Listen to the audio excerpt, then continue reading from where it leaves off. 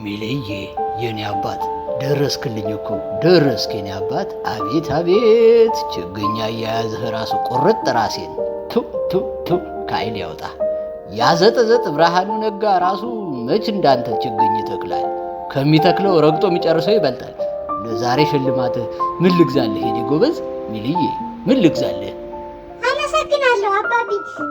እኛ ቤት የሚመጣውን ያ ትልቅዬ ጭንቅላት እያለህ ለምን አትጠቀምበትም እያልክ ስትቆጣው የሚያለቅሰውን አጎቴ አረጋ ከበደን የሚመስል አሻንጉሊት ግዛልህ። ወይ ጉድ! እሱንም አይተህልኛልና አንተም አድገሃል። በሌላ መጫወቻ ምረጥ ሚልዬ። አረጋ የኔ መጫወቻ ነው። እሺ አባቢ በቃ እሱን ተወው። በሰማይ የሚበራውን አንተና አጎቴ ብርሃኑ ጁላ ሰዎች የምትገሉበትን አይነት አውሮፕላን ግዛልኝ። ወይ ጉድ!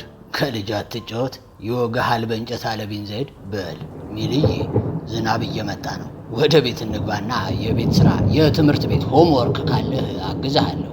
እንሂድ። አባቢ ይቅርታ፣ ግን አንተ ሆምወርክ እንድታሰራኝ አልፈልግም። ለምን የኔ ጌታ ለምን? ለማንም እንዳትነግርብኝ አባቢ።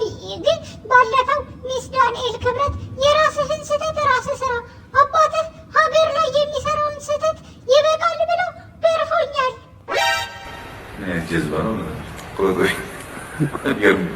የለም ተፈለፈላሉኝ እንግዲህ ልጅ በዛ የመከፋፈያው ክልሉም ተነዛ።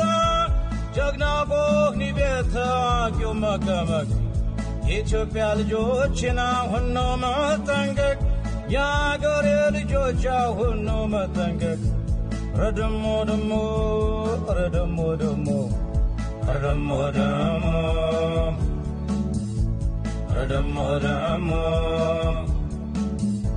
ተከለከላሉኝ ደጅሽ በቀበሌ ተከለከላሉኝ ደጅሽ በክልል ተከለከላሉኝ ደጅሽ በምስለኔ። እንዴት ሆናለሁ ኢትዮጵያውኔ? እንዴት ሆናለሁ አገር ወዳድኔ? እንዴት ሆናለሁ ኢትዮጵያውኔ?